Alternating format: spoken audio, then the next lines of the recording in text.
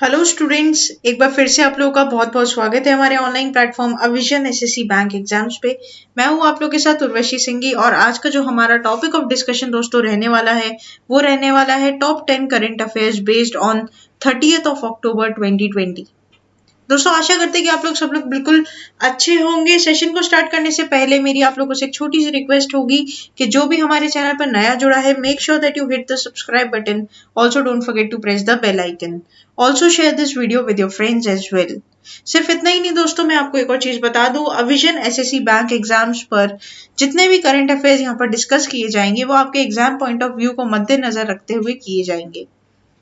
तो फिर देर किस बात की दोस्तों, जल्दी से आप लोग सब्सक्राइब कर लीजिए और अपनी प्रिपरेशन को मजबूत बना लीजिए अविजन एसएससी बैंक एग्जाम्स के साथ।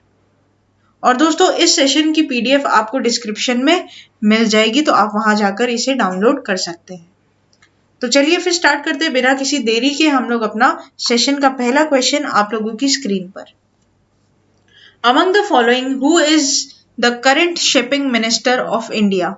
तो दोस्तों आप लोग को यहाँ पर बताना है कि इनमें से कौन है जो अभी रिसेंटली में शिपिंग मिनिस्टर ऑफ इंडिया की पोस्ट पर है।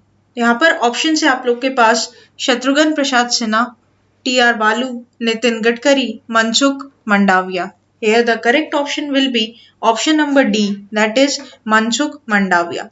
ध्यान रखिएगा दोस्तों, एम लाल मंडाविया जो है वो आपके क्या है, अभी करंट में शिपिंग मिनिस्टर हैं। ठीक है, अब देख लेते हैं कि सुर्खियों में क्यों है। तो यहाँ पर मनसुख मंडाविया ने इनॉग्रेट किया है डायरेक्ट पोर्ट एंट्री फैसिलिटी। अभी डायरेक्ट पोर्ट एंट्री फैसिलिटी क्या है दोस्तों, ये हम लोग जानेंगे। Shipping minister Mansukh Mandaviya inaugurated a direct port entry DPE facility at Chidambaram port trust, a development aimed at expediting cargo movement. DP is a scheme meant to reduce release time and cost in case of exports, under which export containers are allowed direct entry to the port terminal prior to granting the let export order. Basically दोस्तों यहाँ पर क्या होता है, जब भी अगर India से कोई चीज बाहर एक्सपोर्ट की जा रही है तो उसकी काफी ज्यादा प्रोसीजर्स थी, काफी ज्यादा स्टेशंस में ब्रेक्स देने के बाद फाइनली वो पोर्ट पर पहुंचते थे। लेकिन अब चिदम्बरम जो हमारे चेन्नई में जो पोर्ट ट्रस्ट है वहां पर मनसुख मंडाविया जो यहाँ के शिपिंग मिनिस्टर है इंडिया के, उन्होंने ये बात बोली है कि अब एक्सपोर्ट्स जो भी होंगे उनके लिए जो बैरियर्स होंगे हम उनको कम कर देंगे। डायरेक्टली आप एक स्टेशन के बाद उसे पोर्ट पर ले जा सकते हो और वहां से उसको एक्सपोर्ट किया जा सकता है। बेसिकली यहाँ पर जितने भी पेपर वर्क होंगे वो थोड़े से कम हो जाएंगे दोस्तों। तो यहाँ पर इजीली बिना टाइम ज्यादा लगाए आप लोग ज्यादा से ज्यादा क्या कर सकते हैं, इंडिया से चीजों को एक्सपोर्ट कर सकते हैं थ्रू पोर्ट, राइट। तो ये बात यहाँ पर कही गई थी। Export order which is final step in the list compliance is required to export goods out of India.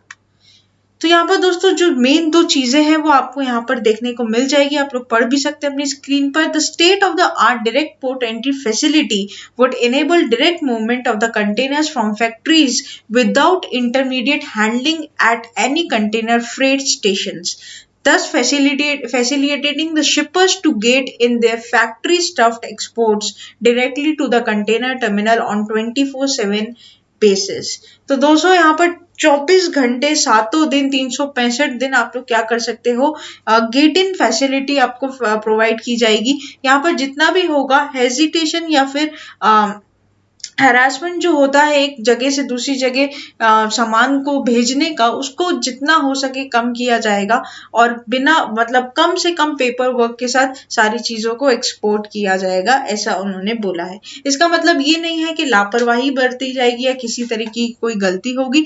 जो भी होगा बिल्कुल आपका सटीक काम होगा, बिल्कुल अच्छे से होगा, पूरी सुपरविजन के साथ होगा। The facility is created in the area of 18,357 square kilometre inside the truck parking terminal, which was developed under Sagarmala for issuing customs clearance of export cargo, that is factory stuffed re-released containers। ठीक है दोस्तों, तो ये आप लोग को ध्यान रखना है, आपके एग्जाम पॉइंट ऑफ व्यू से इंपॉर्टेंट रहेगा कि मनसुख मांडविया कौन से पोर्ट ट्रस्ट, तो ये पूछ सकता है। तो ये क्या हो जाएगा, चिदम्बरम पोर्ट ट्रस्ट। और ये भी पूछा जा सकता है कि शिपिंग मिनिस्टर कौन है, तो इनका नाम भी आपको ध्यान रखना होगा दोस्तों। नेक्स्ट चलते हैं हम लोग क्वेश्चन नंबर 2 के ऊपर। The Art of Living Foundation and non governmental organisation headquartered at. दोस्तों आप लोग को बताना है आर्ट ऑफ लिविंग फाउंडेशन जो कि एक नॉन गवर्नमेंटल ऑर्गेनाइजेशन है, इसका हेडक्वार्टर कौन सी सिटी में लोकेटेड है? Mumbai, Bengaluru, Chennai, Hyderabad. Here the correct option will be option number B, that is Bengaluru. तो दोस्तों एक बार पढ़ लेते हैं। Arjun Munda launches 2 centres of excellence for tribal welfare. तो यहाँ पर दोस्तों ट्राइबल के वेलफेयर के लिए यहाँ पर जो यूनियन मिनिस्टर है ट्राइबल अफेयर्स के अर्जुन मुंडा, उन्होंने 2 सेंटर्स लॉन्च किए हैं for the excellence of tribal welfare. These centers were launched in the collaboration between the Ministry of Tribal Affairs and Art of Living through video conference. So this is a collaboration। दोस्तों इन दोनों के बीच में क्या हुआ है? Collaboration हुआ है किस किस के बीच में? मिनिस्ट्री ऑफ ट्राइबल अफेयर्स के बीच में और आर्ट ऑफ लिविंग जो आपका बेंगलुरु में सिचुएटेड है जिसका हेडक्वार्टर, वहां पर आपका क्या हुआ है? कोलैबोरेशन हुआ है ताकि ट्राइबल सोसाइटी जो है इंडिया की उसको क्या कर सके? एडवांटेज पहुंचा सके, वेलफेयर उनका कर सके। He has informed that the one center will be engaged in the field of training tribal farmers in Aurangabad district of Maharashtra on sustainable natural farming, while the second one will be working towards strengthening Panchayati Raj institutions in 5 districts covering 30 gram panchayats and 150 village of Jharkhand. तो दोस्तों ये बात आप लोग को यहाँ पर ध्यान रखनी होगी कि कौन से 2 स्टेट है। तो एक आपका हो जाएगा औरंगाबाद डिस्ट्रिक्ट का और एक आप लोग का हो जाएगा क्या? दूसरा आप लोग का हो जाएगा महाराष्ट्र में, राइट। तो ये औरंगाबाद डिस्ट्रिक्ट ऑफ महाराष्ट्र एक हो जाएगा and while the second one is working strengthening the Panchayati Raj institutions. तो ये बात आप लोग को यहाँ पर क्या करनी होगी? ध्यान रखनी होगी। नाम याद रखिएगा, अर्जुन मुंडा ये भी पूछ सकता है आप लोग को एग्जाम पॉइंट ऑफ व्यू से। नेक्स्ट चलते हैं क्वेश्चन नंबर 3 के ऊपर। Which state government has decided to establish anti human trafficking police station. तो यहाँ पर दोस्तों आपको बताना है कौन सी ऐसी राज्य सरकार है जिसने अभी रिसेंटली लॉन्च किया है anti human trafficking police stations. Option है आप लोग के पास वेस्ट बंगाल, असम, बिहार, उत्तर प्रदेश है। The correct option will be option number D, that is Uttar Pradesh. दोस्तों उत्तर प्रदेश की अगर बात करो तो चीफ मिनिस्टर का नाम योगी आदित्यनाथ जी और गवर्नर आपके आनंदीबेन पटेल, ठीक है।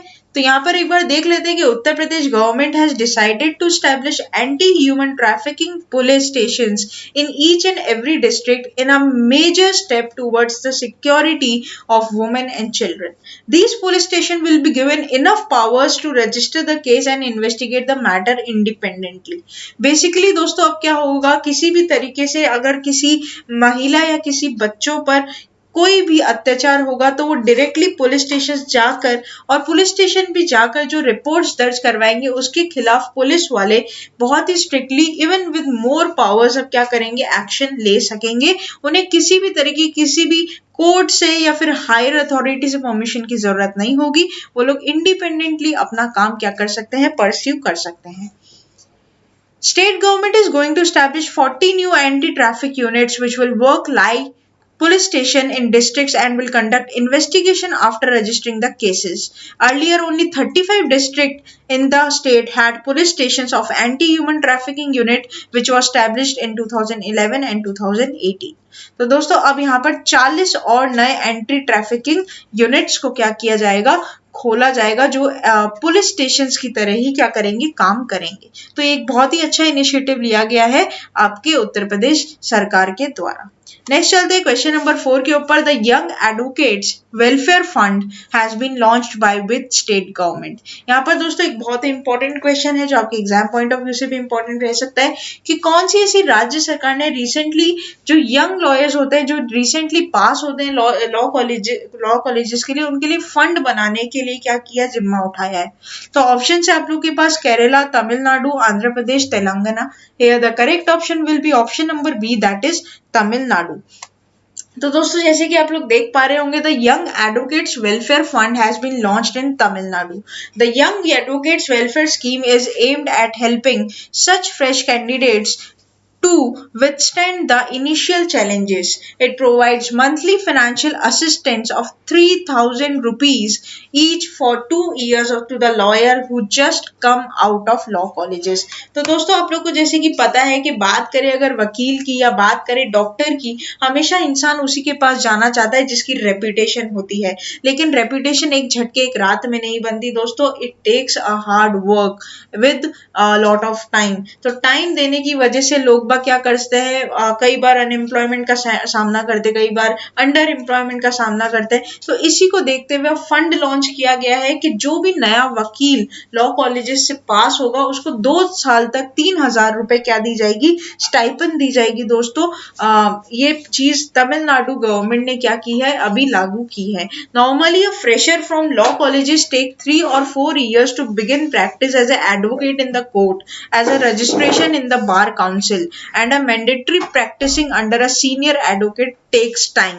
Because this profession takes time, because this profession demands patience and time. तो यहाँ पर इस चीज को मद्देनजर रखते हुए आपके लिए इस फंडिंग को एलोकेट करने का क्या किया गया है, डिसीजन लिया गया है थ्रू तमिलनाडु. नेक्स्ट चलते हैं क्वेश्चन नंबर 5 की तरफ. Recently which bank signed a loan amounting to $1 billion with Japan bank of international corporation JBIC. दोस्तों इंडिया की कौन सी ऐसी बैंक है जिसने रिसेंटली लोन को ग्रांट किया है, किसको, Japan bank for international corporation को. State bank of India, HDFC bank, ICICI bank, bank of Baroda. Here the correct option will be option number A, that is state bank of India. तो दोस्तों मैं आप लोग को पहले तो यहाँ पर बता दूं कि कंट्रीज का सबसे बड़ा private sector, public sector, sorry माफ कीजिएगा, पब्लिक सेक्टर का जो bank state bank of India है उसने एक लोन एग्रीमेंट साइन किया है किसके साथ, JBIC के साथ. The loan will facilitate operations of Japanese car companies in India. The financing will assist in government of India's make in India initiative. Basically दोस्तों अब यहाँ पर क्या होगा, मेक इन इंडिया जो हमारे आत्मनिर्भर भारत को इतना ज्यादा हाइप किया जा रहा है कि आत्मनिर्भर बनिए, उस चीज को मद्देनजर रखते हुए एग्रीमेंट को क्या किया गया है, साइन किया गया है. $600 million will be financed by JBIC and $400 million by the participating banks. JBIC will provide a guarantee for the portion co-financed by the participating bank. यहाँ पर आप लोग को जो जानने की बात है और इम्पोर्टेंट आपके एग्जाम पॉइंट ऑफ व्यू से कि रिसेंटली चेयरमैन अपॉइंट हुए थे SBI के, जिनका नाम आपका क्या हो जाएगा, दिनेश कुमार खारा. SBI को फाउंड किया गया था 1955 में और इसका जो हेडक्वार्टर है वो आपका कहाँ पर है, मुंबई महाराष्ट्र में. सेम उसी तरीके से JBIC की बात करूं तो हेडक्वार्टर इसका टोक्यो में है और इसके आपके प्रेसिडेंट CEO का नाम तदाशी माएदा है. ठीक है, और उसके बाद इसको फाउंड किया था 1999 1 अक्टूबर में. ठीक है दोस्तों, तो ये बात भी आप लोग को यहाँ पर ध्यान रखनी होगी. आप लोगों के लिए अगर किसी को भी कोई भी प्रॉब्लम आती है किसी भी पर्टिकुलर किसी क्वेश्चन या फिर किसी पॉइंट पर, तो आप कमेंट सेक्शन में हमें लिखकर नीचे बता सकते हैं. हम लोग आपकी सहायता के लिए हमेशा हाजिर रहेंगे. नेक्स्ट चलते हैं क्वेश्चन नंबर 6 के ऊपर. Among the following who has recently launch the virtual festival परंपरा सीरीज 2020. दोस्तों इनमें से किसने अभी रिसेंटली लॉन्च की थी वर्चुअल फेस्टिवल जिसका नाम आपका परंपरा सीरीज 2020. और ये जो सीरीज है वो आपके म्यूजिक और डांस को लेकर है दोस्तों. ठीक है, तो यहाँ पर आपके पास ऑप्शन है M Venkaiah Naidu, Narendra Modi, Rajendra Prasad, Prakash Javadekar. Here the correct option will be option number A, that is M Venkaiah Naidu, जो हमारे क्या है, जो आपको कमेंट सेक्शन में लिखकर बताना है या फिर मैं ही बता दूं, वाइस प्रेसिडेंट है आज के टाइम पे इंडिया के. ठीक है, the vice president said the launching of virtual festival of Parampara series 2020 national festival of the music and dance organised by Nritya Tarangini in partnership with the united nation that music and dance makes lives more fulfilling by rejuvenation and energizing. He also added that they bring harmony into lives and nourish inner spirit by dispelling gloom and despair. ठीक है दोस्तों, तो यहाँ पर क्या हो रहा है, नृत्य और संगीत को लेकर एक आपका एक ऑर्गेनाइजेशन जो बहुत ही ज्यादा रिनाउंड है, रेप्यूटेटेड है, जिसका नाम आपका नृत्य तरंगिनी है, उसके बिहाफ में ये वर्चुअल फेस्टिवल का क्या किया गया, उद्घाटन किया गया. किसके हाथों, हमारे vice president M Venkaiah Naidu. ठीक है, तो यहाँ पर ये बात आप लोग को क्या करनी है, ध्यान रखनी है। और एक और चीज हम लोग यहाँ पर पढ़ेंगे जरूर, vice president Naidu also appreciate नृत्य तरंगिनी फॉर ऑर्गेनाइजिंग परंपरा series persistently since past 23 years and adopting innovative efforts to make it happen for the 24th year even in the difficult times like this. As we all know, COVID-19 pandemic has situation going on right now, तो इसलिए सारी चीजें आपकी क्या हो रही है, virtual कराई जा रही है दोस्तों। नेक्स्ट चलते हैं क्वेश्चन नंबर 7 के ऊपर, which publication publish the book title name of the restless spirits. तो यहाँ पर दोस्तों आप लोग को बताना है इनमें से कौन सा पब्लिकेशन के द्वारा ये book night of the restless spirits publish की गई है। दोस्तों आप लोगों को सही ऑप्शन सेलेक्ट करना है। ऑप्शंस है Harper Collins, Penguin publication, Macmillan publishers या फिर Penguin Random House. The correct option will be option number B, that is Penguin publications. तो दोस्तों सबसे पहली बात तो ये लिखी किसके द्वारा है, तो ये है सब्रप्रीत सिंह के द्वारा ये बुक लिखी गई है, ठीक है। और ये बुक जो है वो बेसिकली एक वर्जन है रियल हैपनिंग्स का, जो आपके मतलब सिख जो कम्युनिटी होती है उसको किस तरीके से उनकी जिंदगी का जो रहने का जरिया है या उनके इम्पैक्ट्स उनके एफर्ट्स उनको दर्शाता है। तो दोस्तों ये काफी अच्छा इंपॉर्टेंट आपके लिए रह सकता है, क्योंकि ऑथर्स इन बुक्स के नाम भी आप लोगों को पूछता है एग्जाम में, ठीक है। तो ध्यान रखिएगा यहाँ पर night of the restless spirits जो लिखी गई है सरबप्रीत सिंह के द्वारा और उसको पब्लिश किया है पेंगुइन पब्लिकेशंस ने, ठीक है। नेक्स्ट चलते हैं क्वेश्चन नंबर 8 की तरफ। Naresh Kanodia belongs to which field, politician, sports person, writer, singer. Here the correct option will be option number A, that is politician. दोस्तों रिसेंटली अभी इनके बड़े भाई का भी क्या हो गया था, देहांत हो गया था, जिनका नाम था महेश कनोडिया, और अब इनके छोटे भाई मतलब महेश कनोडिया के छोटे भाई नरेश कनोडिया का भी देहांत हो चुका है। दोस्तों ये बहुत ही जाने माने दोनों भाई जिनको मतलब डुओ भी बोला जाता था गुजराती फिल्म का, महेश और नरेश, तो इनका दोनों का क्या हो चुका है, देहांत हो चुका है। जैसे कि आप लोग देख भी पा रहे हैं दोस्तों, veteran Gujarati film star turned politician Naresh Kanodia passed away. He was the younger brother of Gujarati singer Mahesh Kanodia, who died on 25th of October 2020 in Gandhinagar after a prolonged illness. Naresh Kanodia worked in over 100 Gujarati films. Later, he joined politics and was elected as a BJP MLA from Karjan constituency between the 2002 and 2007. Both brothers were known as the Naresh and Mahesh duo in Gujarati film industry and together shared credit of several Gujarati hit films. तो दोस्तों यहाँ पर ऑर्बिचुरी है और ऑर्बिचुरी आपके exam के लिए काफी इंपॉर्टेंट रहती है, कई बार कोई क्वेश्चन ऑर्बिचुरीज के ऊपर आप लोग को देखे जाते हैं। नेक्स्ट चलते हैं हम लोग क्वेश्चन नंबर 9 की तरफ। एकता दिवस is observed every year on 28th October, 29th October, 30th October, 31st October. Here the correct option will be option number D, that is 31st October. हर साल 31 अक्टूबर को दोस्तों एकता दिवस मनाया जाता है और इसको मनाया जाता है on the date of birth anniversary of Sardar Vallabhbhai Patel, or this year Ekta Divas is going to celebrate to commemorate 145th birth anniversary of Sardar Vallabhbhai Patel. The Central Reserve Armed Forces, Police Forces of Gujarat State, Central Industrial Security Forces, Indo-Tibetan Border Police Force and National Security Guard are going to participate in the parade. The cultural show of tribal heritage is to organize during the celebrations. The Indian Army Force will perform a fly past. ठीक है दोस्तों, तो यहाँ पर आप लोग को ये ध्यान रखना होगा, अक्टूबर 31 को हर साल क्या मनाया जाता है, आपका एकता दिवस मनाया जाता है। नेक्स्ट चलते हैं question number 10 and the very last question of this session. In how many languages Aarogya Setu app is available country wide? 10, 11, 12, 13. Here the correct option will be option number C, that is 12. तो 12 languages में आपकी आरोग्य Setu app क्या है, available है दोस्तों। और अभी आरोग्य सेतु को लेकर काफी ज्यादा चर्चित है और काफी ज्यादा आप सुने होंगे, पेपर्स में भी काफी आर्टिकल्स है दोस्तों कि ये जो who created the Aarogya Setu issue, NIC rejected its role in creation in the RTI query. तो दोस्तों RTI आपका क्या होता है, राइट टू इन्फॉर्मेशन, और राइट टू इन्फॉर्मेशन मतलब आप किसी से भी किसी भी चीज के बारे में इंफॉर्मेशन लेने का अधिकार रखते हो as a citizen of India.